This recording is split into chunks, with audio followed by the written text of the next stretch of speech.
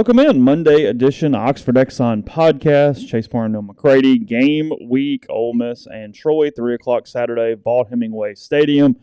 Vanderbilt is winning the SEC. We had a week 0 slate of games. We'll talk about those today. We'll look ahead at lines for next week, or this week. Sorry, lines for this week, week 1 of the college football season. We'll have Neal's picks on Thursday for that, as always. The hijinks will ensue. People will take it seriously for a few weeks. People will get offended, and then we'll all be one big happy family after that. Don't you get excited you get to piss somebody? Someone's going to get pissed off at something that in the opening thing I will explain that if you take this seriously, this is not the place for you. Well, and yet they will, and they'll get upset. It's like the guy that bitches about the 15 minutes of pasta discussion on Thursday night. Like you said on the thread, tell me that you don't understand our show without telling me that you don't understand our show.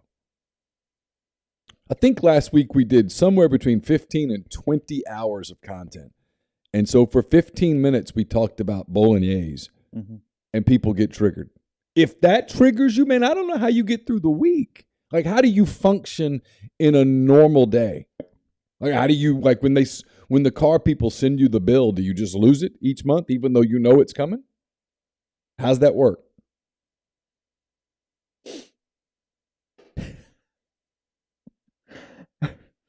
The irony, too, is we actually get more conversation pieces about pasta than we do the linebacker depth chart as we discuss it. Yes. There is more interaction about whatever the ridiculous food take that someone has. Look, that's part of it, too. If we all go, hey, filet is really good. Yeah, thanks. Well, I mean, that's not really worth a lot of podcast topics. Steak beats ground beef. Okay. Yeah, cool. it's like all right. Yeah, and I'm not bitching. I'm glad. I'm glad people are listening. And it's all good. It's the Siski and I did a thought exercise. Like the preseason, the month of August is really long. Like it goes forever. It's the worst podcast month of the year. It is because everybody thinks football's here, yet football's 4 weeks away at some point. Yeah. So you're doing these preseason things where you're like talking about stuff, and so one of my go-tos is the football gods come down and give you a fact. And then base off of the fact, yes. There are no football gods. It's made up, right? And so the one was, okay, so the football gods come down and tell you Alabama can't win the West. That's the one fact. Now, thought exercise it. Because the reality is, if you go, who do you think's going to win the West? I think Alabama's going to kick everybody's ass. You, Tyler? Yeah, me too. Okay, done. Weather at 10. That's more boring than, okay, let's talk through this. And that turns into... It's also a better setup, and it's more fun than what you're actually saying is, hey, who's going to finish second? Yeah, exactly. That's actually what we're discussing is who can finish second in the SEC And so that West. turns into you're hyping LSU, and you hype everybody but Ole Miss. And I'm like, I've said Ole Miss is 8-4. How's that negative? I've even wrote yesterday in print that there was, I did a best case where I got them to 10-2. I don't know how that's negative. And I'm hyped.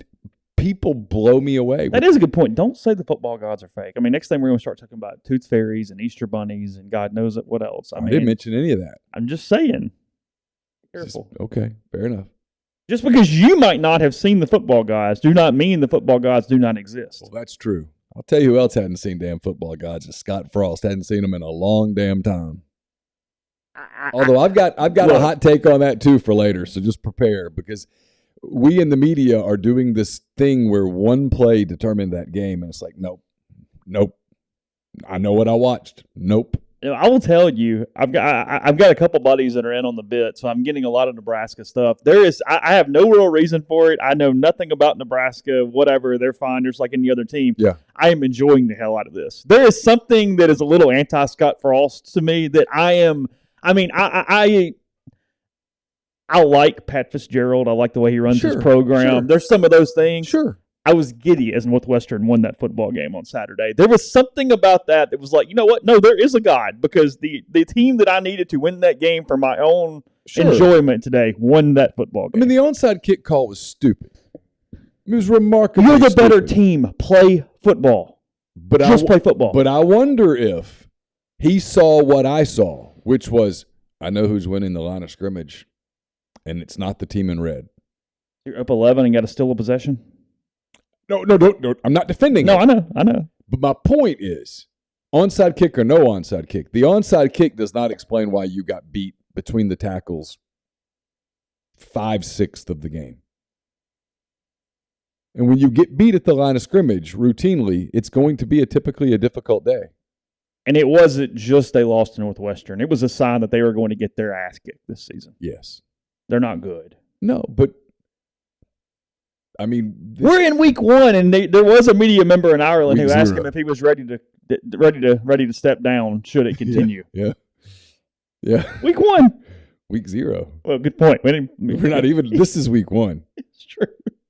That's why I chose not to do anything last week, because I was going to get confused on counts. Anyway,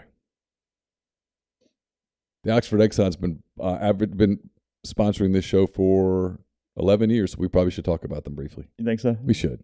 Lunch specials. We got those out in a second. Highway 6, you're coming to town this weekend. A lot of people will be in town this weekend for the game and all those things. So stop in, fill up your tank, download the Exxon mobile app when you're doing that, because get some gas price discounts for you when you do that again. 1,000 bonus points, $10 off at the pump you're filling up at the time if you simply just fill up your tank, download the Exxon mobile app, take a picture of the QR code, and do that as well. Today, this has been the case for a while, but it's one of the best ones. Lunch special, chicken spaghetti today is your special. It's pasta. We get back into the conversation if we're not careful. It's got bread and any size fountain drink. It's spaghetti. It's spaghetti. It's not linguine. It's spaghetti. Yeah, it's chicken spaghetti. It's going to be normal spaghetti noodles like you would traditionally expect. So chicken spaghetti, Oxford Exxon, any size fountain drink. You can get the 44-ounce. You can get the 12-ounce. It's up to you. How much ever soda you would like at that point, unsweet tea, and the like there with the Oxford Exxon. And then as the week goes on, we'll tell you about some tailgating specials for the barbecue they got coming on if you need kind of a last-minute thing there for the catering in the Grove this weekend. So the Oxford Exxon, again, coming from the Clark Ford studio. We are Clark Ford's in Amory, Mississippi. 662-257-1900 is the number. Call it. Ask for Corey Clark. Tell Corey what Ford product you're looking for. He will send you a quote within 15 minutes in business hours. No hassle, no haggle. You get your quote. The rest completely up to you. You can shop that quote around. You can do what I've done, what I recommend that you do, and that's hop into a Clark Ford today. You'll love the service. You'll love the product. Corey and the people at Clark Ford, they want to be your car guy. They want to be your truck guy. And they'll prove to you what that means when you make the call. 662-257-1900. Guest, including the voice of the Troy Trojans, Barry McKnight, join on the Rafters Music and Food Hotline. Rafters Music and Food on the Square in Oxford. Great place to grab a burger, a po' boy, an appetizer coming in for the weekend. If you get there early enough before the college scene kicks in and it turns into pretty wild party, you can watch some of a game, grab something to eat, grab a beer. If you're waiting in line to go dinner someplace else, grab a cocktail, whatever the case may be. Just make Rafters a part of your weekend. Rafters on the Square in Oxford, and also Rafters in New Albany. We'll get into some games. We'll get into some lines here as the show moves on. But Ole Miss has their normal game week scheduled. That'll be Lane Kiffin today, just before noon. I think 11:45, sometime around there, is the start time. That's typically on Watch ESPN and ESPN Plus. I assume that is still the case, but I guess I need to check that since they are in another part of the building. I don't know what some connectivity issues may or may not be there, so I'll let you know if we know that. But either way, we'll have coverage of the press conference and more coming up today. Neal and I discussed this a bit yesterday. Had a little powwow last night. Wouldn't be stunned, but you would be surprised should a starting quarterback be announced today. Yeah, I think so. I can't remember exactly what we said last night because after a while, the started running together a little bit. Yeah, and there were a couple of beers, and yeah, I expect an or on the depth chart. I do too. They're releasing a depth chart. We'll bring the depth chart to you, but I expect an or on the depth chart. If they name a starter, I anticipate that it would be Jackson Dart. I don't anticipate them naming a starter, and won't be surprised if they don't name a starter all week. He could do it on Wednesday. Here's the media schedule this week, and this is why I'm saying it. We get Lane and selected players today. We get players after practice Tuesday, and that's it. Then Lane Kiffin does the SEC coaches teleconference on Wednesday, and if he hasn't named a starter, he's going to get 8 to 10 minutes of questions about quarterbacks on his his media appearance. And I doubt if Lane cares. That's not going to force him into doing it. But after that, there is no media. I guess he does his show with Kellum, but that's going to be whatever Lane would like to talk about. David's not going to hit Lane with any off-speed stuff at that. He's going to throw straight fastballs and BP fastballs at that, yes. Where would you like it? Here it is. And that's it. So, I mean, he can kind of – I guess he'll meet with Taylor Zarzer and their crew at some point Thursday or Friday. But I don't know that he's going to name a starting quarterback, and I don't know that he feels like he has to name a starting quarterback. And given who they open their schedule with these first few weeks, we've talked about this since the summer. If he wants to take this competition into September, he can. It's his program. He can do what he wants. He's certainly built up the capital to do what he liked to do. And if he hasn't made a decision at quarterback, or if he's not 100% comfortable in that decision, maybe you wait. Because the reality is, if you name Jackson Dart the quarterback, we've talked about this, not to go negative, but if you're Luke Altmaier, you have to start thinking about your future. Unless you're like, hey, I'm going to play here no matter what. This is where I'm going to be. I love it. And that's possible. I have no idea. I'm staying here no matter what. You could demote me to 8th string, and I'm going to stay here. I love this place. I want to be here. My girlfriend, my whatever. Fill in the blank. But if you do that, the flip side of that is if he wants to play quarterback, and a person who is younger than him, and Jackson is younger than Luke by 7-8 months. About 7.5, 8 months. If that's the case, you have to start thinking about your future, and that includes how many games you play this year. Because I do think I expect that's one thing I'm almost talking myself out of. But the more we're going through it, I think if I had to just bet somewhere, and again, we could be wrong in 3 hours here before most people listen to this podcast. Well, yeah, I think Lane's just not going to name one. My gut says he just plays guys. That's be my guess. I could be completely wrong. I have not discussed this with anyone. No clue. The depth chart's going to get released at 11:45. It's going to either have an or on it or it's not. And so we'll discuss that at the point. But if you made me guess, if you just came down and said put odds on it, I would guess that it will say or. Is there anything – because, look, rotations matter. Depth charts don't matter. I mean, all the jokes aside, we've made that clear, and you guys understand that. Well, like at cornerback, for example. Yes. DeAndre Prince, Davison Igbonason, and Miles Battle are all going to play an absolute ton at corner. Yes. So does it really matter which two take the very first snap? No. I mean, not really. They're going to play a bunch of guys at safety. Now, A.J. Finley's going to play a ton, and then other guys are going to play a good bit. Troy Brown's going to play a lot. Austin Keys is going to play a lot. I think it's safe to say J.J. Pegues is going to be named a starter today. Yes. Tavius Robinson, Cedric Johnson are going to be starters today. Are they going to play other defensive linemen? They are. They're going to play them a bunch. They know the importance of rotating. But for whatever reason, at quarterback, and it's not for whatever reason, it's legitimate. Lane Kiffin has said in an ideal world, you play one quarterback. Is there any clue at all? Because it's the inverse of what we're talking about right now. Is there any clue at all in offensive line rotation in what this thing says today? Yeah, I mean, I think I know what's coming. I think Jeremy James is going to be the starting right tackle, and Jaden Williams is going to be the starting left tackle, and then Eli Acker is going to be the starting right guard. Nick Broker is going to be the starting left guard, and Caleb Warren's going to be the starting center. I won't be surprised if they list Mason Brooks as the backup in 2 or even 3 places. Or if they just don't do all that. Or they use a bunch of oars. Or they use a bunch of oars. Or they just put a backup line on paper that, look, they're not hostage to it. You can make a list on paper, but if something happens in the first quarter on Saturday, you don't have to go, hey, what did we tell the media we were doing on this? Yeah, James can't play right tackle because we didn't write that down. Yeah, no, we can't do that until we fix this chart. He can do it next week. We can fix it on Monday. And then that we're never going to fix again. Because Sports Information will take the depth chart to the coaches, and they'll look at it and go, yeah, whatever. That's how that works. So I don't know. I get why everybody gets excited about depth charts. I also understand the reality of depth charts. Like the running back depth chart is going to have ors. They're all going to play. I bet they list all 4 of them. It's going to be or, and then or. Yeah, I think Zach Evans will be listed as a starter. And then they'll list the other Judkins 3 as ors because they're all going to play.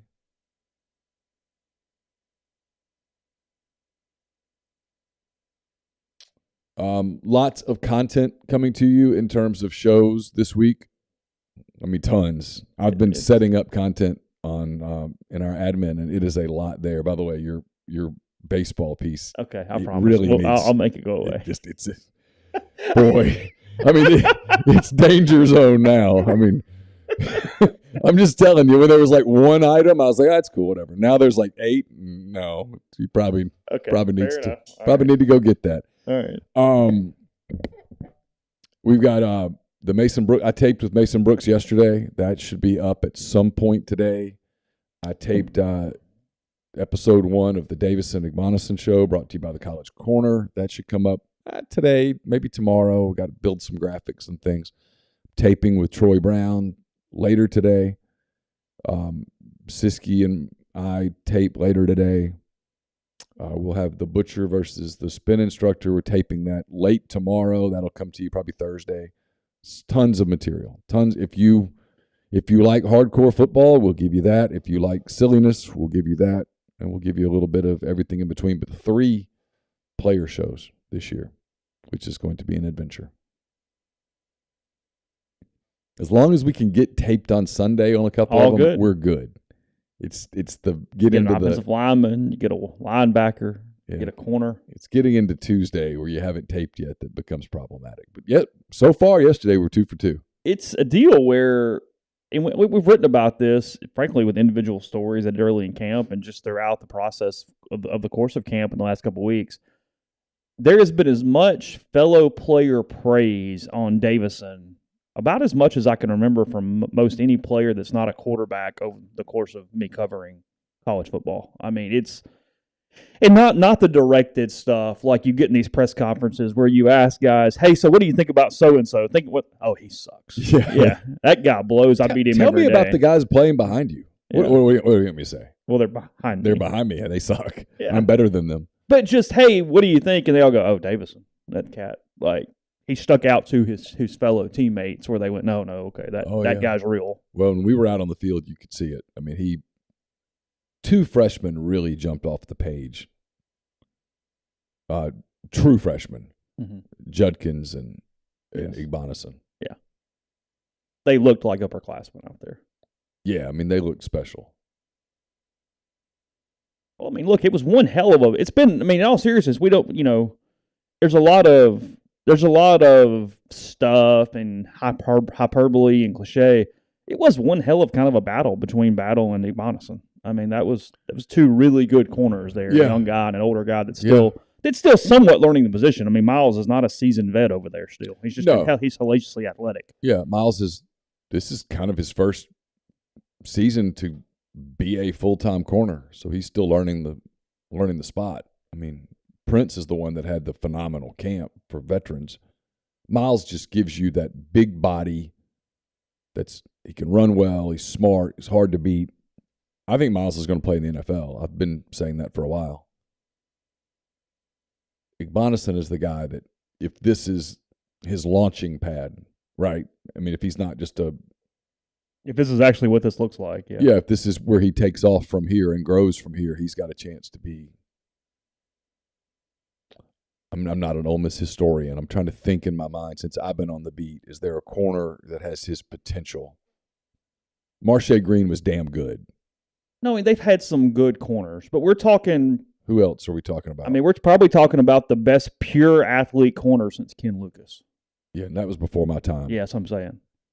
I was trying to think. Unless I'm forgetting somebody, which I could be. I've been on the beat since 2008. I mean, Golson was a really good corner, but he was small. Yeah. He was freakishly athletic. He was. He was an elite. But he had to make up for a height this year. He was an elite player. That A&M game, Mike Evans caught the ball over him because of his height. Mike Evans was an elite player too, and in that case, his size was a detriment. Yeah. I'm trying to think if there's somebody else that's played corner here that's been like a page turner. Like I said, when I first got here, Marshae Green was here, and he was really good. Converted to wide receiver? Yeah. Yeah, Marshae played corner. Yeah. Who was the other kid that played corner? He was from Memphis. Cassius Vaughn. Could run. Yeah. Like Chris Vaughn loved him, but there was a lot of like he had to overcome some confidence issues, which you never want at corner.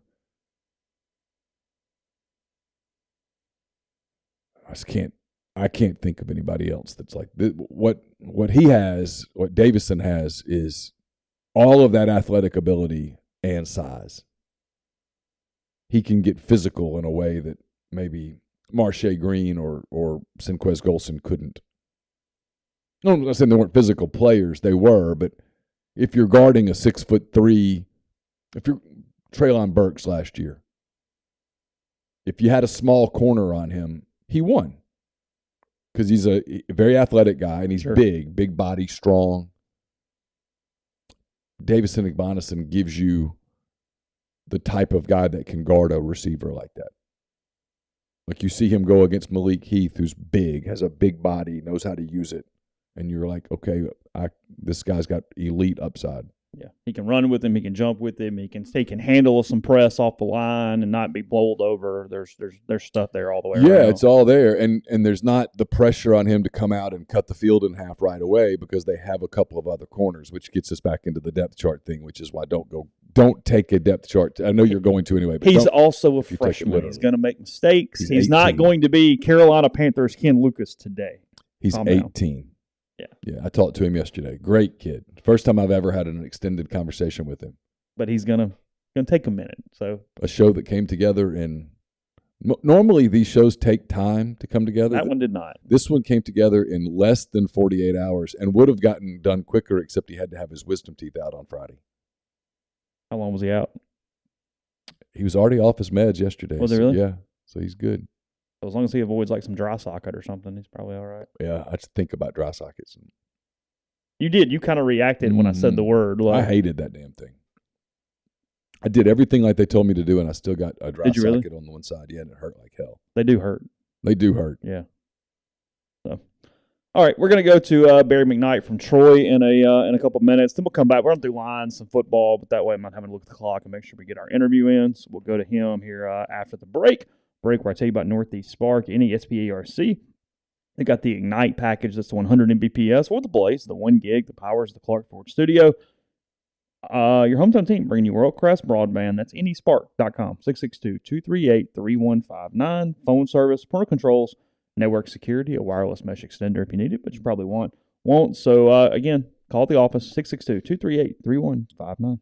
I mentioned the Davison Igbonison show. It is presented by the College Corner. It'll be to you guys by Tuesday or Wednesday.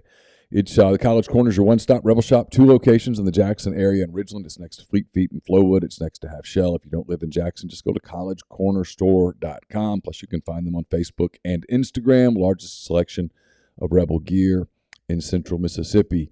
I taped the Mason Brooks show yesterday. It should be to you today. That show's presented by The Rogue, your destination for fine men's clothing. Their stylish hand-select pieces from top designers.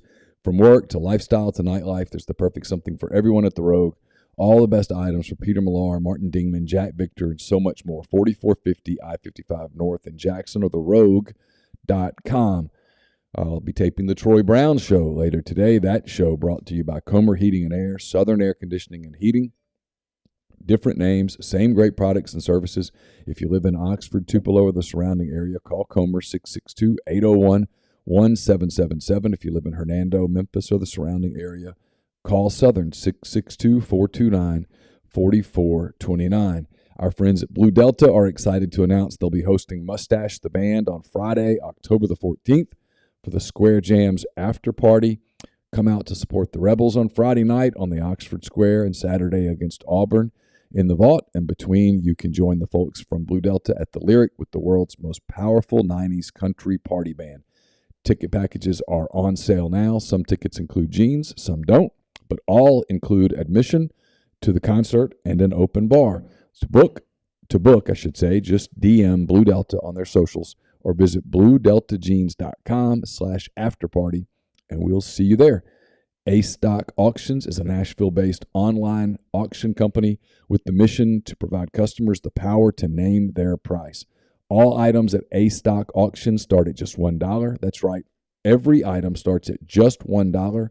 Shop now at astock.bid or download their app and rename your price on thousands of items from big-name retailers. A-Stock Auctions has multiple locations around Nashville that offer local pickups, so don't miss out. Want it, bid it, win it.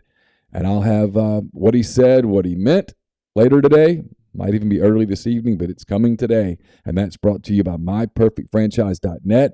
Are you looking to diversify? Are you looking to leave the corporate rat race to gain control of your income and schedule? MyPerfectFranchise.net offers the ability to create income and wealth. Let Andy Ledecky guide you through a comprehensive franchise evaluation. He has tons of franchise and business ownership experience to lean on. If you hate your job, your boss, your pay, if you feel stuck, Andy can help. It's Andy at MyPerfectFranchise.net. Podcast is brought to you by Johnston Hill Creamery, johnstonhillcreamery.com. Still time to get your tailgate packages ordered for this weekend, as it's time to be in the Grove. They feed 10, 20, or 40, depending on how many ever people are at your tent, at your tailgate. Everything from large specialty trays. They've got the artisanal. That's their local cheeses they make in-house every single day. The grazing or the charcuterie, which is my favorite. The assorted sandwich trays, the fruit trays with cheesecake dip. That's always a favorite. Crudité, assorted cookies and brownies. Whatever you need, you get there with Johnston Hill Creamery. Again, 662-419-9201. Or you can email them what you like at cheese@johnstonhillcreamery.com. Now on the Rafters Music and Food Hotline, we go to Troy, voice of the Troy Trojans. That is Barry McKnight. Talk about Ole Miss's Week 1 opponent, Troy. Barry McKnight is the longtime voice of the Troy Trojans. He's also a host on a radio show that I appear on every so often, MSP 740 AM there in Montgomery, Alabama. Kind enough to join us here on Game Week as Troy and Ole Miss get ready to square off on Saturday afternoon at 3 at Vaught-Hemingway. Barry, how are you? I'm doing well. Game week is upon us, and a new regime, a new head coach, a new kind of energy, and boy, you come right out of the gate. You want to get a little barometer of where things stand with this program. This is it. It's here. So we'll see. So a guy that people in Oxford are very familiar with, and frankly quite fond of, John Sumrall, is the new head coach at Troy after a successful stint at Kentucky after he left Ole Miss. I've known John for a while. I know you have too. I anticipate, I think I told you this on your show the other day, I think John's going to be a Power 5 head coach in the probably not too terribly distant future, which means I think he's going to be successful at Troy. What's the thought of the Troy people about John? I know he was a guy that they had targeted for a while. Mm-hmm. Yeah, he had been Neal Brown's assistant head coach way back when Neal first took the job. And those were some really hyper-successful years, and John's imprint was all over it. Neal was the offensive guy. John was the defensive guy. And the things, you and I have talked about this, like you said, the things that impressed you when he was in Oxford are the things that have impressed me as well. He's a player's coach. He's highly ethical and highly disciplined. He's also really honest with the players. They know where they stand, which is so important these days. But he is a big planner. He everything he does is purposeful. He doesn't do anything just off the top of his head. And the plans that he came to Troy with in the interview process, and it's the second time he has interviewed for that job. He interviewed for it 3 years ago.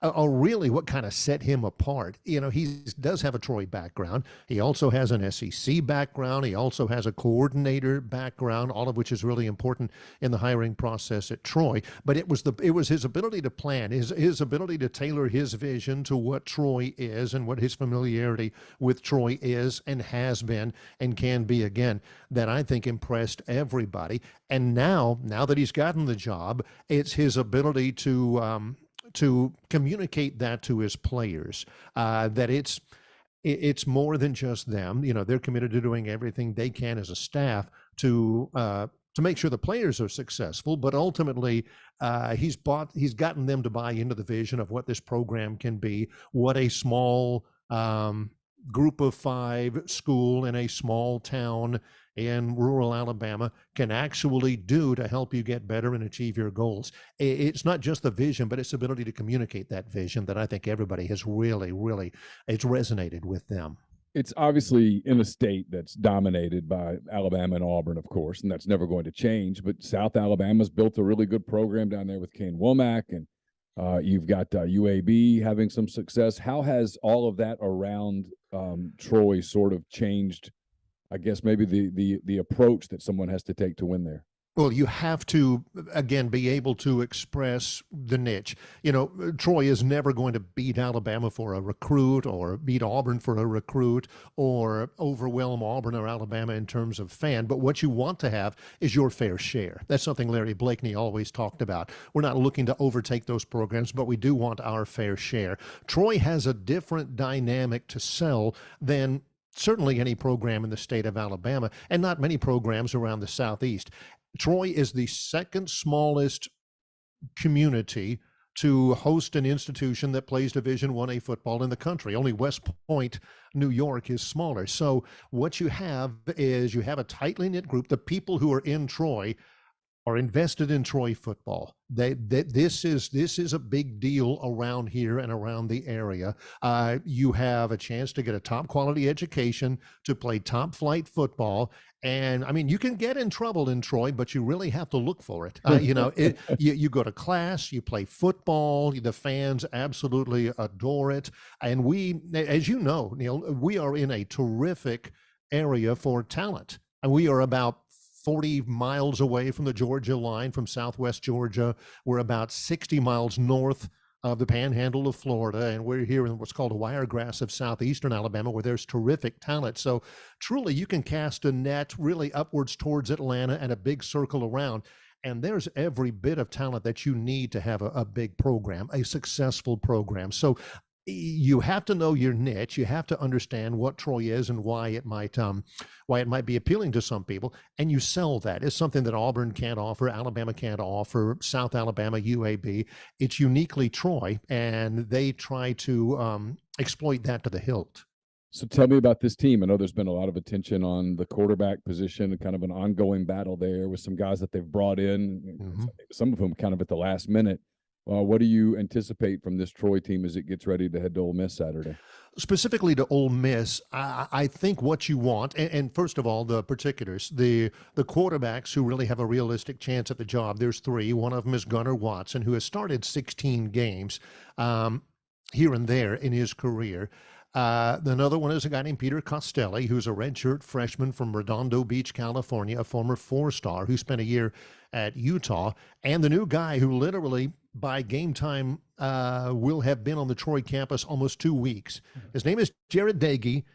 He is the current active leader in the NCAA in passing yardage, in career passing yardage. He's thrown for 70-something touchdowns, but he's only been on campus really since the end of fall camp. It's not really realistic to expect him that he's going to come in and he's going to win the job. So my suspicion, none of this is official, my suspicion is that Sumrall is going to be looking for somebody against a really good, talented Ole Miss team on the road who's not going to get you beat, who's going to give you at least a chance. And if Ole Miss beats Troy, that's fine, but you want to be committed to Troy not beating Troy. And it might be Gunnar Watson who gives them that best chance right there. So if I was a handicapper, I would bet on Gunnar. And, he's played in big venues like this before. Dagey certainly figures in it at some point, I would imagine, during the season, but just not the first game at Ole Miss. With a brand new coaching staff and a brand new offense. Yeah, and with his brother Seth on the staff as an analyst, which is interesting. I mean, that's certainly just a minor part of it, but it's interesting nonetheless. Obviously, yes. John is known as a guy that's, like you said, he's hard-nosed, very disciplined, very fundamentally sound defensively as a coach. Has he had enough time to put that stamp on this Troy defense just yet? I think so. I think so, and it's not difficult to do. I remember, way back when reading about Ted Williams, whenever Joe McCarthy was his manager, and McCarthy says, how are you going to get along with a guy like Williams? He says, man, if I can't get along with a 400 hitter, that's my fault. He's going to have a good defense. He's going to be able to put them in a position because this is a tremendously talented defense. If he If he can't get this group of guys to play defense, then that's on him, because this is very likely the best, deepest Troy defense that I've ever seen, and I've been here now 21 years. They all can run. They've got maybe the most unsung defensive player in the country, and a guy named Carlton Marshall, who's a linebacker from down in Mobile.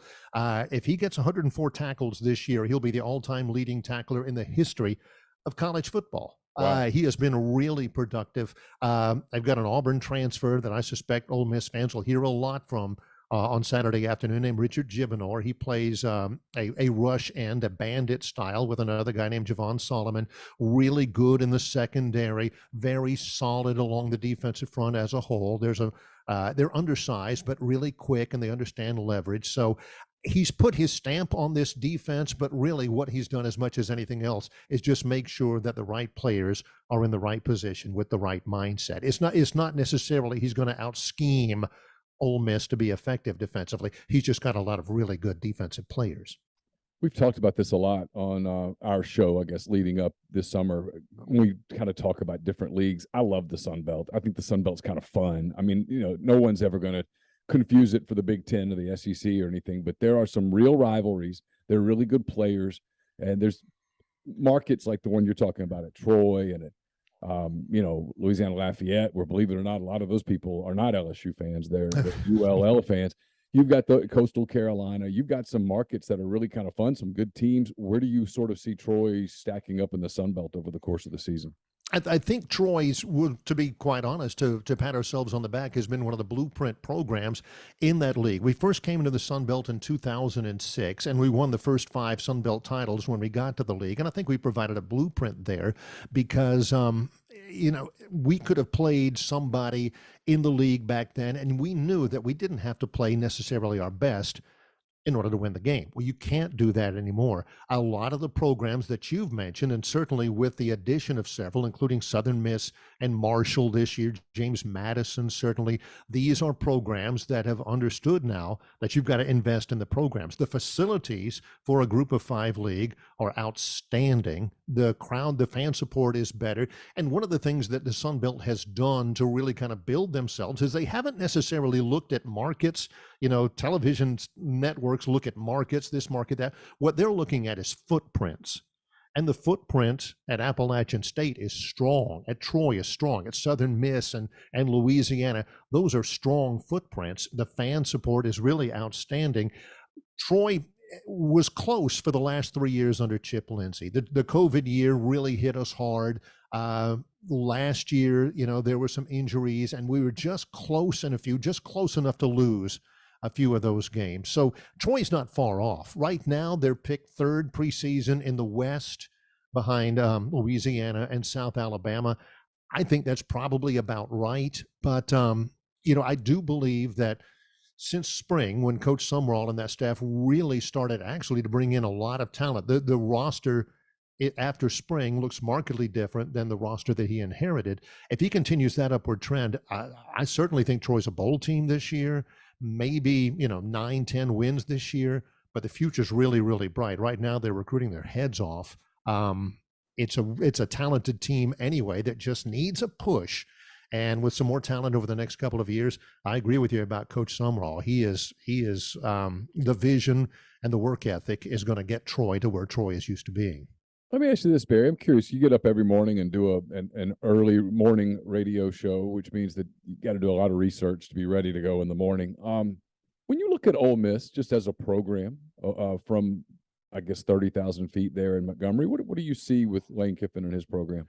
Well, what I see, what we're certainly preparing for is a challenge for him to get all these disparate elements that are coming together through the transfer portal and the losses they've had personnel-wise, to get all of them together. There's no question he is a great scheme coach. He's a great he's a great play caller. There's no question he's an outstanding recruiter and has got, a great pedigree. But what he is committed to, it seems like to us, is, to get talent in through the transfer portal. I've always thought Ole Miss is a program that they've always been able to get quality athletes. And you can go through all the names, even some of the names that people tend to forget, Ben Jarvis, Green Ellis, is the people like that. But the struggle has been twofold. Number one is getting enough of them, being too deep having the too deep strong enough to really consistently have that program where Ole Miss fans would like it to be.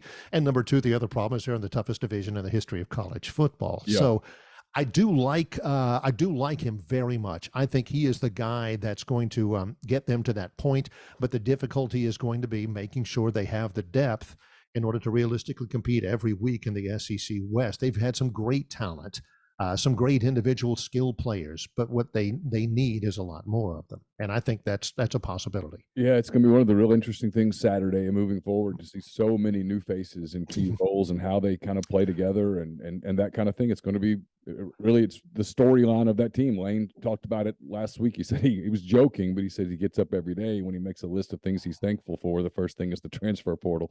I don't think he was being completely literal, but I think he is quite thankful for it because this would have been a rebuilding year without the transfer portal. And if it all works out with the portal, it probably won't be anything resembling a rebuilding year. They'll be a competitor.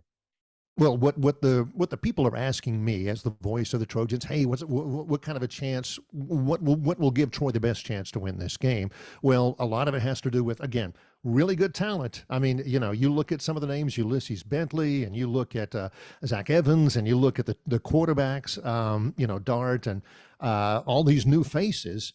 The hope for Troy is that obviously we're going to have to play nearly a perfect game. We're going to have some epic performances out of some individual playmakers, but also the hope is that maybe these guys aren't all that gelled yet like they need to be, like they probably will be by the time October rolls around. They're playing with each other for the very first time. Maybe that gives a Troy a chance. So I understand your point, and that's the perspective from over here, is that Troy's best chance will come if some of these really talented players, especially the new ones who have come in of the transfer portal, are not totally familiar with their roles or with playing with the people that they're going to be playing with on their team. I appreciate your time. Before we go, I know that Monday morning, you and I are recording this on Sunday afternoon. I know Monday morning you're going to be talking about what's going on at Auburn with Alan Green stepping down as the AD. It's always a program that has its share of internal chaos. I mean, that's pretty well chronicled. It happened last offseason, and somehow Brian Harsin survived it. But it's no secret that Brian Harsin was Alan Green's guy. Mm-hmm. Now that Alan Green is gone, how does that change the temperature on the Plains? Well, it loses his biggest ally, and for maybe some intents and purposes, it loses his only ally. That was the guy Alan Green, who dug his heels in the dirt and said to the powers that be, by gosh, this is my coaching search. I'm the athletic director. I'm in charge of the program. That's what I've been led to believe, is I'm the one running this program, and I'm going to take control of this program. I'm going to take control of this department. I'm going to take control of this coaching search, and I'm going to get that guy. Well, there are people out there who he was never the guy. It wasn't the guy back in February, and he's never going to be the guy. And so Harsin is so closely tied with Alan Green that now I think one of the reasons why he survived February was because of the staunch support and reassurance from Alan Green. Well, now that's gone. He is alone, twisting in the wind right now, and that's a shame, because he's a terrific football coach, a terrific human being.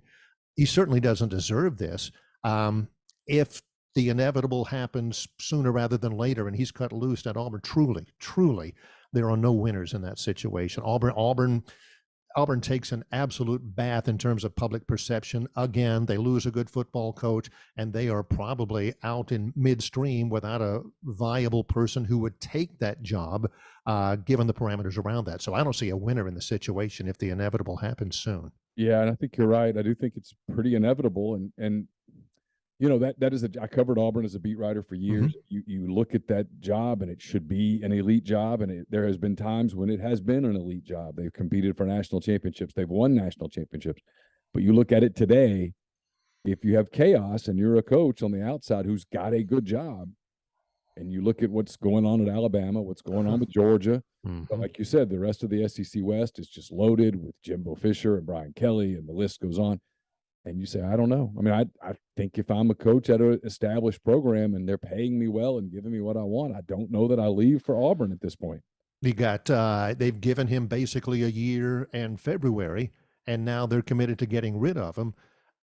It's going to take a build. It's going to take a significant build in that job. And if I'm a coach, the question I'm asking is, are they going to be patient enough to let me build this program before they're looking for the next soup du jour candidate? You know, will I be given enough time to do what I think needs to be done? Because it is a bipolar bunch over there for sure. And that is a legitimate question to ask somebody.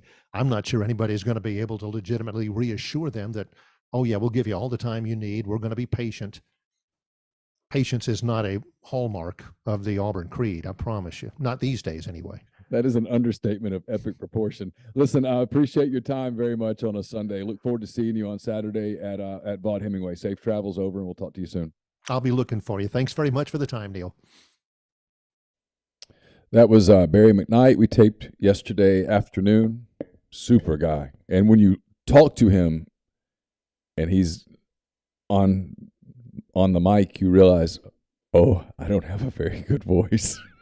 No, there are some lightning bolts from God that are radio voices that most people don't have, and occasionally you get guys like him, guys like Ben Ingram, where you go, oh, no, okay, yeah. We finished, and I said, hey, Barry, would you do me one more favor? And he's like, sure. And I said, would you just pull out a phone book and start reading it? I'm going to record it for my... Has a phenomenal voice. He has phenomenal enunciation, and I told Neal, I was like, I really need to listen to him call baseball games. I could just go to sleep, just let him do baseball, and I'll sit here and... Here's the 2-1 to Smith. Yeah, all good. Fine. Hey, I don't care who wins. Just Troy, Middle Tennessee. Sounds good. Yes. All right. It's all fine. There's a drive into the gap and left. Smith rounds first. He'll jog into second with a double. Yeah. That'd be great. Just nice and easy. Well, you don't have to yell. It's just baseball. It's in March. Yeah, whatever. It's a double. It's a double. Smith pulls up into second with a double. That'll bring Clark to the plate. Clark's hitting .317 on the season. You're all good. Trojans 3-1 here in the 6th. 1 game back of Western Kentucky. I'm not going to belabor it now, but the deal at Auburn is interesting. With Allen Green out, it just takes the season that was already going to be somewhat chaotic, and you just light the fire. I mean, the boiler is on. Going to do it. Might as well do it. Yeah. Auburn becomes one of the real interesting early season stories because it's now Brian Harsin kind of against the world, and if they win a bunch of games, he kind of gets to start putting the fingers up, and if he doesn't, well, yeah, well, we start coaching search 101 down there in perhaps in September. So yeah, Auburn has a game in a minute. We're gonna go over lines. I'll discuss that for a few minutes at that. It's fascinating after that move that happened on, I guess, Friday, when the entire White family decided to blow up the Tigers for that decision. I was basically waiting on Mike to put out his own tweet and in criticism of Auburn at that point. So we'll hit that. We at Georgia basketball abhor what happened on the Plains today. Yes, exactly. Sick 'em. Yeah, podcast brought to you by Prime Shrimp, primeshrimp.com. 7 different flavors to choose from, 6 different ones straight from the bag. Your kids got activities, school's back in session. Let Prime Shrimp take care of a dinner for you. They'll ship it straight to your house. It's ready from frozen in less than 10 minutes. Restaurant quality shrimp, including their latest flavor. It's the lemon cracked pepper. It's a very versatile one. You can throw it on salads. You can mix it with pasta, rice, veggies, whatever you'd like there. With, again, Prime Shrimp. And if you haven't tried it, now is a great time. $20 off your first order using code MPW with primeshrimp.com. I've been taking some supplements from Solutions RX. Haven't felt this energized in a long time. That's probably part of it. It's a probiotic multivitamin supplement company created by Ole Miss Pharmacy alum Chris Cornelison. Pharmaceutical grade, manufactured right here inside Mississippi. If you take diabetes medication, high blood pressure medication, cholesterol medications, a lot of times those cause side effects, muscle pain, brain fog, energy loss due to a depletion of minerals and vitamins in the body. But Chris formulated a product called Prescription Support, puts those vitamins back into the body, helps with side effects. helps you stay more compliant. Taking your medications helps you stay healthier over the long term. SolutionsRx.com, promo code OEP at checkout to get 10% off of your first order. Holcomb Portable Buildings is at 7991 Highway 7 South in Holcomb, Mississippi. At Holcomb, they custom build your building to your specifications, however you want your carport, ATV or storage shed, barn, hunting cabin, or other buildings. Holcomb Portable Buildings can accommodate you. You pick the color, the style, the windows, doors, and they make it happen. In-house financing is available. It's a free delivery and setup within 75 miles of Holcomb as well. 662-226-2233 or go to holcombbuildings.com. Find them on Facebook or Instagram at Holcomb Portable Buildings. It's game week, which means it's tailgating week. 7 South Tailgating is the way to go if you're headed to the Grove this weekend or at any point this season. To lock in a tailgating package for this fall, you can visit their site, 7southtailgating.com, submit a request. They're currently booking single game, multi-game, and full-service packages. They have availability for any and all services and game selections. 7 South offers tailgating packages for any budget, any party size, any number of games needed. 7southtailgating.com. Also brought to you by Dead Soxy. Still have time to get your sock game in order for the weekend. DeadSoxy.com. Check out the Ole Miss themed socks. Go to DeadSoxy.com. Promo code Rebel Grove. Get 25% off of your order. And don't forget Game Changer patches. They've got, I think it's a 40% off going on right now. That's up at rebelgrove.com. If you are a subscriber, check out that pinned thread. It's the only 2-patch system available in the market to stop hangovers before they start. It's used before while you drink. The warm-up patch is. The overtime patch used after you've been drinking to recover while you sleep. Again, GameChangerPatch.com. And we're brought to you by Automation and Control Systems, LLC, owned and operated by my friend Clay McNutt in Baldwin, Mississippi. It's a complete electrical control system solution provider, a Rockwell Automation recognized system integrator. ACS has a full-time dedicated emergency service and troubleshooting staff and a UL 508A panel shop. It's ACSLLCMS.com or 662-601-4381. This podcast is also brought to you by BetterHelp. Great time to give therapy a try, maybe. We always talk about finding a friend to talk to, finding somebody in your family, but sometimes those people have preconceived notions. They have emotions that you need somebody who has a blank slate that you can just talk to and not worry about how that person is talking back to you. BetterHelp is a great option for that. It can be tough to train your brain to stay in problem-solving mode sometimes, faced with a challenge in your life. When you learn to find your own solutions, there's no better feeling, and a therapist can help you become a better problem solver, making it easier to accomplish your goals, no matter how big or small. So if you're thinking of giving therapy a try BetterHelp. It's a great option. It's convenient, accessible, affordable, and entirely online. You get matched with a therapist after filling out a brief survey. Switch therapists at any time. You can turn your video on or off right there in the comfort of your home. You can make it what you need it to be and find someone that can help you. So when you want to be a better problem solver, therapy can get you there. That's BetterHelp.com. You can use code MPW. That's BetterHelp.com/MPW to get 20% off your first month. 10% off. 10% off your first month. That's BetterHelp.com/MPW. I'm planning to call just to get some. I'm gonna need therapy on the Shohei Ohtani thing over the course of the fall. So you feel like that's building, don't you? Yeah, it's kind of coming up a little building, bit. So I'm probably gonna have to talk to somebody about maintaining sanity. Scott Frost definitely needs it right now. He is. Yeah, He's got one. Somehow him talking about players vomiting is not the worst thing that's happened to him over the last 10 days. Instead, it was what happened there in Ireland. Because look, Nebraska's got a pretty friendly media contingent, and even they're a little frustrated with Mr. Frost at this juncture. JG did a brain drain Saturday night. Just 3 hours. The Auburn people, they're ready for chaos. He had $1,000. After Green. Yeah, okay, sorry. He has after Green, before they play a game, $1,000 in super chats. Yeah, chaos. They are kind of ready for battle, aren't they? Chaos sometimes is a good thing. Oh, look, yes, that's very, very true. Tennessee is going to kick off the non-Vanderbilt portion of the SEC schedule that happens on Thursday, 6 o'clock for that one. You're just going to gloss over that Vanderbilt blowout of Hawaii, aren't you? You hate Do they not have a week You hate game? Clark Lee so much. Are they off this weekend? No, they play Elon. Oh, well, when I get to Elon, All we'll right. talk about Fair Vanderbilt enough. and Hawaii. I just want to make sure that Clark, with his hairstyle, gets the respect that he deserves. That's all I was trying to say. They play Hawaii 12 times. They will go undefeated. They would. Hawaii sucks. Yeah. I didn't see it. I just saw the score. Well, I mean, yeah, we'll get there. Ball State, Tennessee. Huge one here. Ball State, Tennessee. Opened at 27.5. That bad boy's up to 34.5 on the line here with the Vols. There's nothing I despise more than these early weekend games and these lines over 30, because who the hell knows? Yeah, because I don't know anything about Ball State. Well, but Tennessee quits early fourth, then Ball State scores 10 points, and it blows the freaking game. Yeah. It's dumb. It's not a game I would ever put an actual dollar on that was real. There's no way. But sure, Tennessee covers.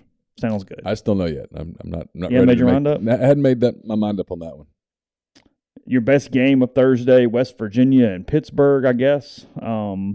Pitt giving 7.5 to the Mountaineers. That is a good game. Yeah. Thursday night will be a fun show because we'll have SEC, West Virginia and Pitt. Because you get Missouri and Louisiana Tech, too. I know you're going to get to that in a minute. No, you get South Carolina, UCF. Oh, No, is that some South Carolina State? Who is that? Yeah, I don't think that. South Carolina plays Georgia State. Oh, that's right. I don't know who this is. Okay. I don't know why. Don't try to get me confused and panicked. You are right, yes. You also get we also get a Big Ten game. I know. Penn State, Purdue. Yeah. No, I know. We need 4. What are you doing on the TVs here? We're going to be flipping channels. But what gets priority at let's say 7:30 when they're all going on? Well, I anticipate Tennessee will be a blowout, so we'll have moved on from that. The Big Ten game, I think, is going to be on one of the TVs. And then maybe the Big 12 game. Who's the Big 12 game? West Virginia Pitt. Oh, yeah. Because, I mean, are we really going to choose Elijah Drinkwitz against La Tech? If there's a chance he loses? Well, yes. If the Bulldogs are in the game, then yes. I like Missouri. I like Gabe. I like people at Power Mizzou. But just for some reason, and I have nothing against Elijah Drinkwitz, but the thought of him losing to Louisiana Tech in a season opener makes me happy. Are we only picking SEC this week? Yeah, it's too many games otherwise. There was a lot going on yesterday. So I was just trying to keep because everyone plays and there's no conference games. Right. So just keep it simple. 14 of them. Keep it simple. Yeah, that's where you get toward the end and on Neal's pick start going, yeah, it's a blowout. And just putting 3 words and going, okay, good. I'm tired of typing. All right.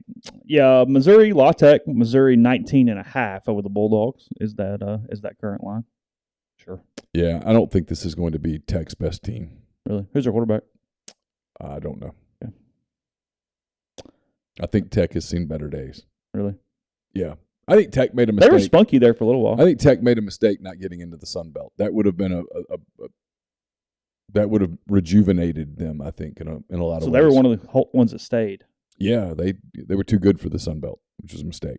The Sun Belt has more money than Conference USA. I know. It was a mistake. It was arrogance. I'm just telling you. Because if you can't get into the American, the Sun Belt is where you need to be. Yeah, and they would have rivalries immediately. And rivalries are good. All those. The Sun Belt's interesting. The Louisiana Tech game would be good. Southern Miss. Keep them. ULM 30 minutes down the road. Yeah. Those are games you should, all jokes aside. It's even not the worst thing when it's South Al, Troy. Okay. Yeah. I'm good. And so for your fans, there becomes. Instead, you're playing Old Dominion or Marshall, or did Old Dominion leave? Who the hell is in the? I think Old Dominion left. They left too. Yeah, but yeah, you're playing like Marshall and Rice. Yeah, and as someone who grew up in Ruston, I can tell you, there's just Rice is not going to get them going. No one's getting excited about Rice unless you're talking about like Mahatma or Minute Maid or Water Maid or whatever it's called. And even then, yeah, Conference USA, Florida Atlantic, North Texas, Western Kentucky, Florida International, Louisiana Tech, Middle Tennessee, Rice, UAB, UTSA, UTEP, and Charlotte. Yeah. It's a couple of those teams, they have to want out. You go, what the hell am I doing? Of course. Purdue is getting 3.5 from Penn State. Weird line there in West Lafayette. It's in West Lafayette. I'm super interested in that game. I mean, make fun of the Big Ten all you want. Northwestern Nebraska was entertaining. Yes. So this has a chance to be too. Purdue's interesting. Because now they're not your blue collar. They're going to sling it. Yeah. Yeah. No, Jeff Brom throws it around. He's had an interesting track. He's a good coach. Good coach. Yeah. Was really hot for a while, and then it kind of died. But he's making good coin at Purdue. He's safe there. Minnesota gets to be the person that does the whipping child on New Mexico State this week. That's also on Thursday night. Watching that one. Speaking of Old Dominion, a little bit of upset alert. They're at home against Virginia Tech on Friday. A lot of people think that is an upset. Virginia Tech favored by 8.5, but that's at Old Dominion this weekend. So just heads up there on that one. Also on Friday, 2 Big Ten games on Friday. Illinois and Indiana is on Friday. Yeah. Indiana -3 against Illinois. Already on the plan. Light the grill, turn on the Indiana Big Ten. and Illinois. Yeah. That's about as least interesting as a Big Ten game can be that doesn't involve Rutgers. Well, that's probably fair, but on a Friday night, I'm not get Brett and Tom and kind of. It's a Friday night. I'm not missing anything. Light the grill, open a bottle, see what happens. And it would take a lot for TCU Colorado to get your attention. Yeah, I don't know that it could, but the Big Ten game, sure, I'm turning it on. You were out back yesterday. You see how that would be appealing on a pleasant Friday evening. 11 o'clock Saturday morning. Texas A&M plays Sam Houston State. Okay, cool, whatever. Haynes King gets the quarterback job as we expected. Was that who got popped on Saturday? Did Sam Houston lose? I don't know.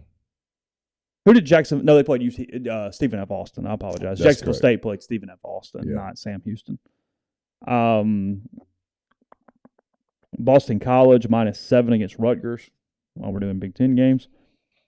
NC State opens up their campaign in Greenville, North Carolina, at East Carolina on Saturday. -11 on that. That feels low. Feels a little low. NC State should be really good. That'll be a big game for East Carolina, though, getting them at their place.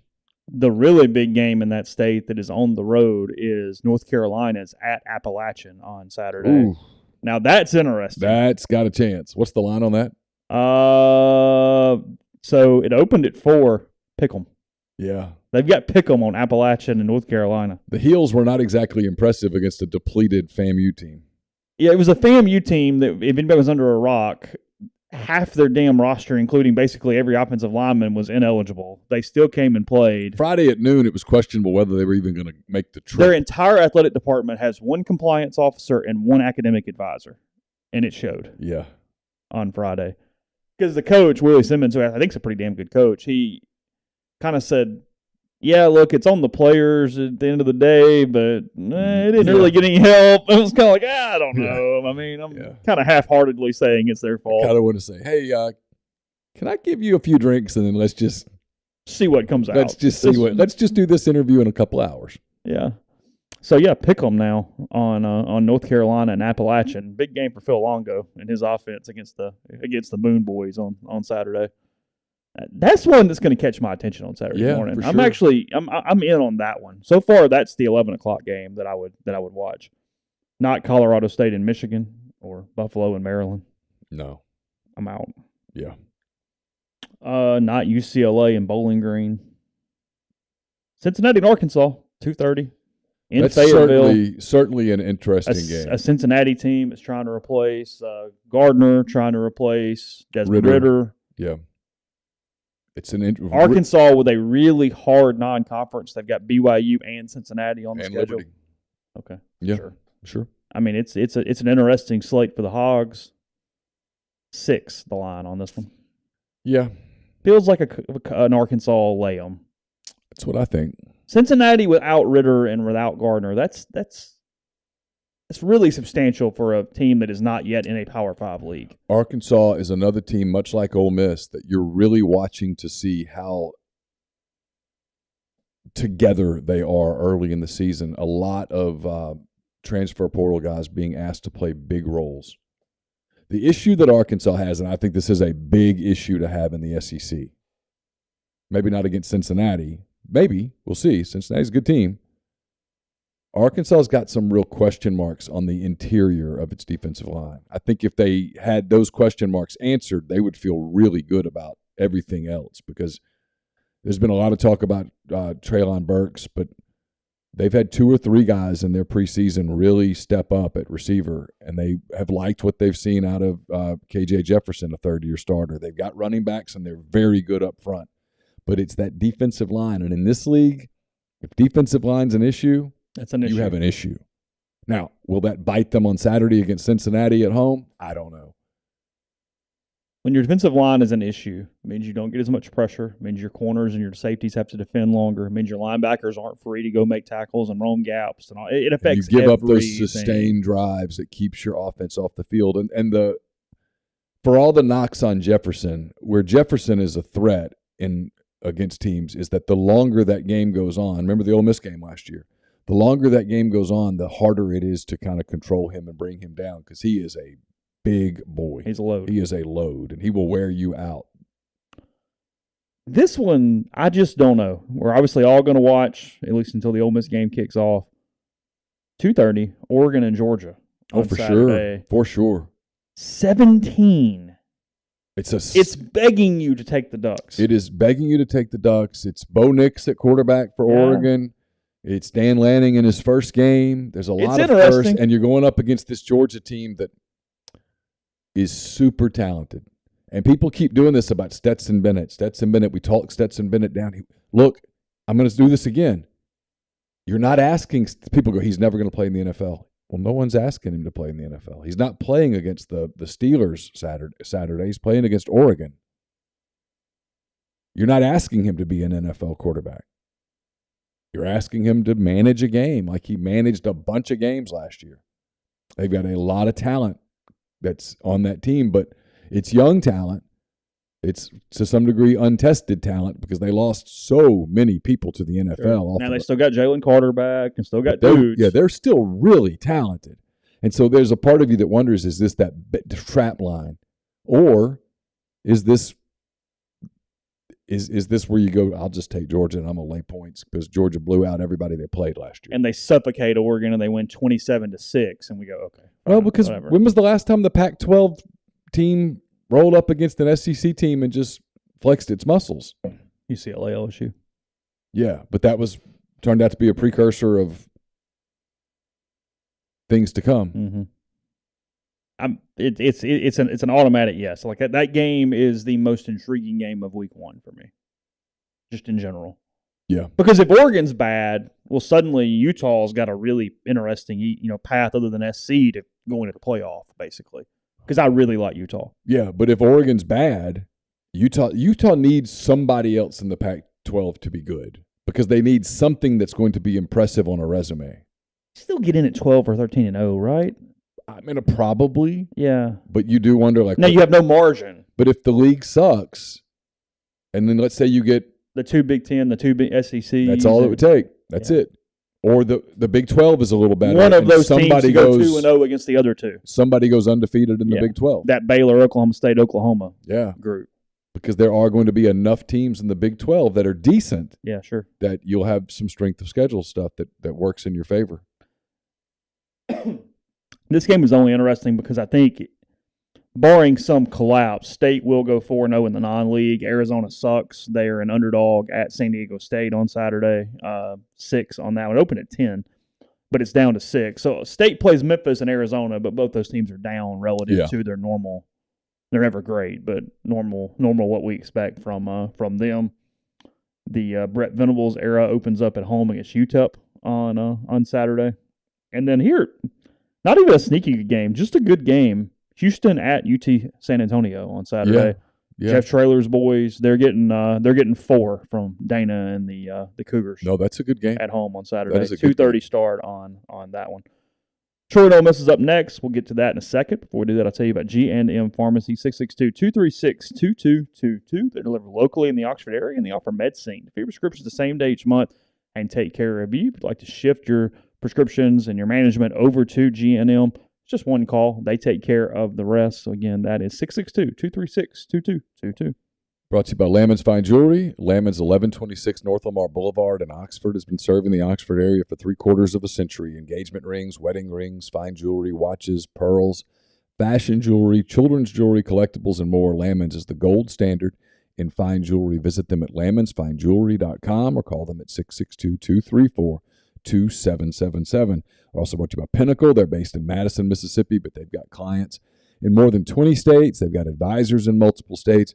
They provide detailed, specialized investment management, financial planning, retirement planning for individuals and businesses, and much more. It's mypinwealth.com, MYPINN wealth.com. John Edwards of Regency Travel Incorporated in Memphis is the guy to go to if you want the extra attention that's needed to make a special trip one that creates a lifetime of unique memories. Just give John some parameters and a budget. He's going to give you options you're not going to find on your own. 901-494-3387 or jedwards@regencytravel.net. If you're coming to town this weekend, stop by Opa. They have gyros, wraps, kebabs, redfish, lamb chops, handcrafted cocktails, frozen libations, an amazing candlelit patio. All of that at 306 South Lamar, just south of the Square Courthouse in Oxford. I'll have a mailbag to you on Wednesday that's brought to you by Whitney McNutt of Tommy Morgan Incorporated Realtors, serving you for all of your real estate needs in Oxford and Tupelo. Whitney sells condos, land, commercial, and residential family homes. You can reach her at 662-567-2573 or 662-842-3844. We're also brought to you by Service Specialist Staffing and Recruiting Agency. They're the sponsors of Neal's Picks for the second straight year. If you're looking for a job, they've got all sorts of opportunities from entry-level positions to seasoned professionals. It's always free for the candidate. All conversations are kept confidential. So you have nothing to lose by giving them a call. 662-832-5138. Ask for Will, Sydney, or Kelsey, or visit their website, servicespecialistltd.com. Ole Miss, Troy, 21.5. The line has stayed pretty neutral most of the week. It has not bounced around much at all, or the last couple of weeks since it went live, I guess I would say. And then the over-under up to 58 is where that is currently. Kind of like the under. 67% of the money on Ole Miss right now. Yeah, I'm leaning towards Ole Miss and laying the points.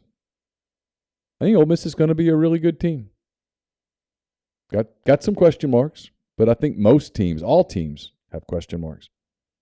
I think they've got a chance to be really good. I want to see what they look like at linebacker. That appears to be a worry. Certainly depth at linebacker is a concern. And I want to see how they manage the wide receivers. Yeah. They've got some dudes, but nobody's been the dude. Yeah. Which is interesting because here's what I'm interested in. Lane Kiffin has always found him a guy. Derrick Henry, Amari Cooper, Elijah Moore, Matt Corral, and just ridden him. And I don't mean that in a bad way. And the natural candidate for that at Ole Miss is Zach Evans, because Zach Evans is a dude. I mean, he is a dude. But Zach has never finished the season. So do you have to be careful with how much the usage? How much do you use him? How much do you ride him? Do you give him the ball 30 times in a game, or do you give him the ball 16, 17 times in a game? In an ideal world, I think you run the football and you take some pressure off your quarterbacks and stuff like that. But we'll see. I mean, that's not really been Zach's forte. Now maybe it is. I mean, this is a money year for him. He's NFL eligible after this season. He could go to the draft. A big year in the SEC, and he's got the skill set to play in the league for a long time. So there's a lot there. He's one of, to me, if I were making like the list of 5 most interesting storylines, he's way up there.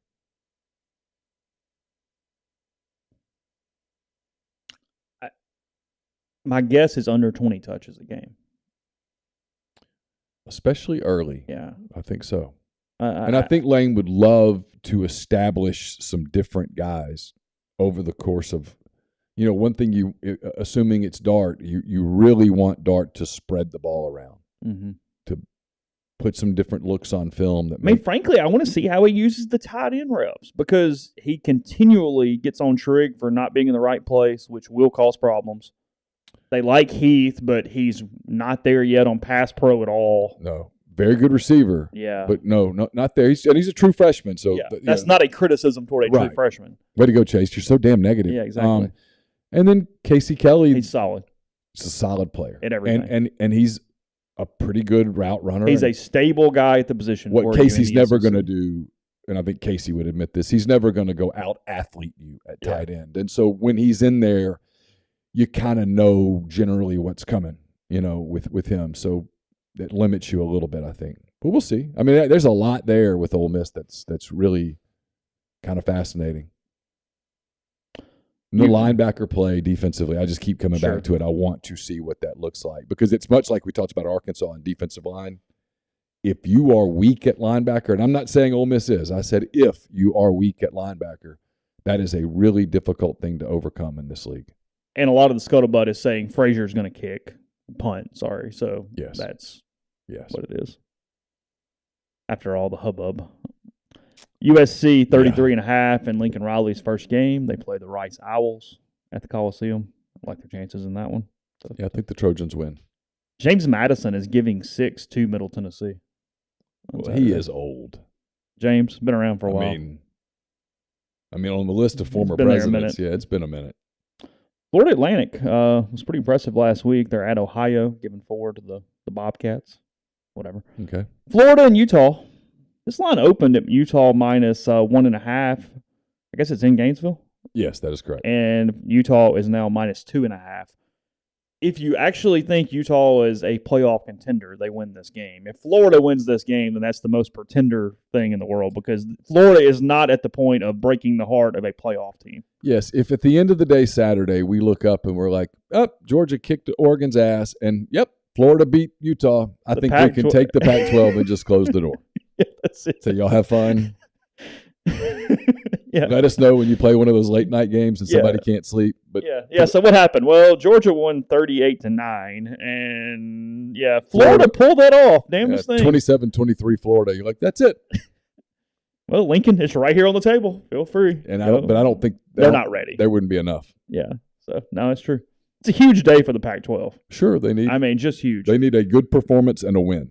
Yeah, not beating Georgia, but just play well and then beat Florida. You got to beat Florida right now because that will say more about them than Florida. Yeah, because Florida is going to be a 6-6, 7-5 sort of team. So at the end of the season, you don't need an L to them. That would be devastating. Kentucky minus 17 against Miami, Ohio. Sure. Elon and Vanderbilt. The Phoenix headed to Nashville.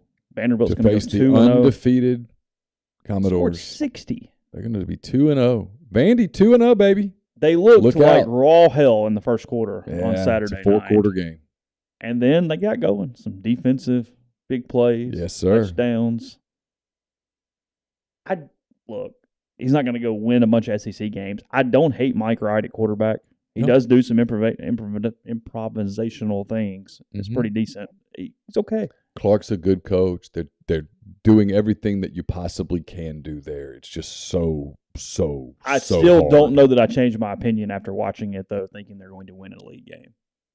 The jump is just. I mean, they better beat Missouri. I'm picking it to be contrarian and cute, so I'm just hoping. Well, again, the problem is you got probably one shot. It's Missouri. Probably. I'm not as sold. You're ready to think they might can beat South Carolina. I'm not as sold on South Carolina as everybody else. I know Spencer Rattler and all that, but I'm just not ready to go there yet. I got the tight end, too. What's his name? I'm kidding. Yeah, the kid, yeah. From Oklahoma, I don't know. Yeah. I'm sure they're good, but I'm not as – they're going to have to – South Carolina's going to have to show me something before I jump on that. You don't think they're going to scare the Bulldogs next week? Well, they get Bulldogs in 2 weeks. They get Arkansas next week. Oh. Yeah. See, that's what I mean. They get Arkansas next week, and everybody goes, oh. But what happens if they get – I mean, what happens if Georgia State's going to scare them Saturday. If they beat Georgia State by 10 and go to Arkansas and lose by 10 and then lose by whatever to Georgia, at what point do we go, oh, okay, well, you know what? It turns out there was more to it than quarterback. It's going to take a minute. Baylor, Wisconsin, easy games in this one. Kansas State, easy game in week 1. Tulane better enjoy being a 28.5-point favorite because that's not going to happen very often. They 28.5 over UMass in New Orleans on Saturday. UMass and you know what? I don't know who they play. Maybe they're off. Maybe I'll see them in a second. Credit to Jim Mora and UConn. They played a really good game on Saturday against Utah State. Like I've expected Utah State to run them out of the building, and UConn has been just abysmal. But they were a pretty well coached, well played team on Saturday. They're not going to win games, but right. They were okay. I actually watched a good bit of Utah State and UConn on Saturday, and that one. Pretty good game here. Army and Coastal Carolina. Coastal Carolina minus 2.5 at home against Army. Oh yeah, sign me up. That's actually a really good. You like game. that one? Oh, it's a good game. No joke. Two good teams. Quarterback back for Coastal. His name is escaping me right now. Yeah, but I know who you're talking about. Yeah, and then it's advantage Chanticleers because you get to prepare all off season for Army versus doing it in week 3. If you're going to do that crap, you want to do it for week 1. Because Army is, pardon the pun, that is a well-oiled machine. You know what you're getting. Yeah, now here's the other part of that. You can't simulate it. No, well not. There's no way to do scout team and run the triple option. No, because if your scout team's out there kicking your ass, then 2 things. 1, you're in trouble, and 2, maybe those guys need to be playing. Yeah. So they can't.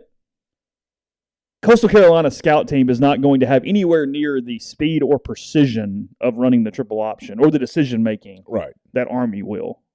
Or the physicality and those chop blocks and it's a scary game for Coastal. Oh, it's a scary game in general. Yeah, you don't want to deal with that crap. No one on that defense at the end of the day would go, "Oh, that was fun." Nope, that was not fun. You survived it, but it wasn't fun. Because physically they're going to be in your legs all night, all day. Yeah. And you're constantly thinking and looking and trying to figure that crap out. Yeah. Better win first down, or it will be a long day for you. Southern Miss getting 3.5 from Hugh Freeze and Liberty. That's in Hattiesburg on Saturday. I'd like to wish Neal has never been more excited for a Southern Miss. I would be happy for Will. There you go. To the top, or go Eagles, or whatever. It is. Whatever it is they say. Oh, speaking of Utah State, they struggle with UConn. They get to go to Tuscaloosa on Saturday. Fun. That line, by the way, has jumped 7 points since Saturday. 40-something now? Yeah, it's 41 now. Oh, well, we locked in at 38.5, so congrats to us. It opened at 34. We actually screwed up. Yeah, it's over 41 now, depending on the book. And my rule on this is 9 times out of 10, Alabama's going to cover these, and I just lay them. They don't cover the middle season one because he's mad at them and tries to do the weird crap. Yeah, he's playing mind games. But early, they typically blow people out. Okay. State giving 15.5 to Memphis on Saturday. I'm laying them. Inclination is to lay the points. Yeah, I think so too. At the risk of people accusing me of hyping Mississippi State, I just don't think Memphis is going to be very good. You mentioned South Carolina minus 12 over Georgia State. That is an interesting game. Georgia State's a good team. Mm-hmm. In Columbia on that one. The other 17-point line is 17.5. It's Notre Dame at Ohio State. I don't know why, but I think I'm laying. Really? Yeah. I've spent all week because I do like Marcus Freeman. Notre Dame's not a bad program at all. They're a damn good program. Oh, they're really good. But Ohio State's got a chance to be special. That line's there for a reason, and I think that there's a purpose in that. North Texas got beat by Florida Atlantic on Saturday. They are getting 10.5 from SMU. That is in Denton on Saturday. Texas giving 38 to ULM in Austin for another year of Steve Sarkisian and the Horns. Enjoy it. Bama's coming to town next week. Oh, they are, aren't they? Yeah, have fun. I forgot we get Texas-Alabama next week. Yeah. You need Alabama to win that one like 49-0, don't you? I think that's what we'll get. Nick's going to run it up on them. I don't know that they'll have any say-so in the matter. Yeah. Like, is that? Louisville giving 4 to Syracuse, and then your nightcaps. If you're just up and need more football, you get Boise State at Oregon State. Oregon State minus 3 against the Broncos. Okay, it's not a bad game at all. 9:30 start on that one. That's intriguing. And then also at 9:30, Kent State and Washington. Choose Boise State, Oregon State. Yeah, Boise State, Oregon State's a good game. It's a good game. 9:30. Yeah, it's solid. You can decompress. And then on Sunday, you get Western Kentucky and Hawaii. God help us all. Western Kentucky minus 16. By the way, it's actually not a Sunday game. It starts at 11 p.m. on Saturday night. Okay. So that will run into Sunday. I will not watch that. And then 6:30 on Sunday night, Florida State at LSU. LSU -3 on the Seminoles. Yeah. Laying. I think so. Florida State, they played Duquesne, but it was just kind of on Saturday. And then your Monday game to close the week. Clemson, Georgia Tech, Rebels' opponent in a few weeks. Clemson -21.5 in Atlanta on Saturday. Georgia Tech is bad. So LSU, Florida State should be entertaining. It is. Yeah. I agree with that. LSU's going with Jaden Daniels at quarterback. It is apparently not a very popular decision inside the building. That's really interesting.